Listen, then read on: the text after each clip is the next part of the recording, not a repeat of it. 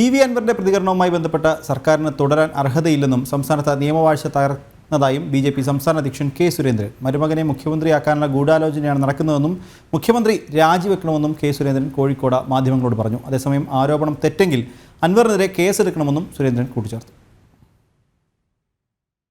PSC മെമ്പർമാർ തന്നെ ഈ നിയമനങ്ങളിൽ അഴിമതി നടത്തുന്നതിനെ സംബന്ധിച്ചുള്ള വാർത്തകൾ ഇതിനോടകം കേരളത്തിൽ ഇടം പിടിച്ചു.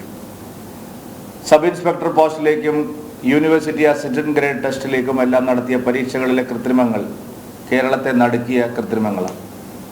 ഇത്രയും വലിയ തൊഴിലില്ലായ്മ വിസ്ഫോടനം രൂക്ഷമാവുമ്പോഴും സംസ്ഥാന സർക്കാർ അവരുടെ ഒരു വകുപ്പിലുള്ള ഒഴിവുകളും നികത്തുന്നില്ല. കേരളത്തിൽ ആരോഗ്യ മേഖലയിൽ മാത്രം ലക്ഷക്കണക്കിന് ഒഴിവുകളാണ് ഇപ്പോഴും ഒഴിഞ്ഞു കിടക്കുന്നത്. അവിടെയെല്ലാം താൽക്കാലിക നിയമനങ്ങൾ മാത്രമാണ് നടക്കുന്നത്. തദ്ദേശ ഭരണ വകുപ്പ്, റവന്യൂ വകുപ്പ്, കൃഷി വകുപ്പ് തുടങ്ങി കേരളത്തിലെ ഒട്ടുമിക്ക സർക്കാർ വകുപ്പുകളിലും 10,000-കണക്കിന് തൊഴിലവസരങ്ങൾ ഇപ്പോൾ നിലവിലുണ്ട്. പക്ഷെ അതൊന്നും നികത്താനുള്ള ഒരു അടിയന്തരമായിട്ടുള്ള നടപടിയും സർക്കാർ എടുക്കുന്നില്ല.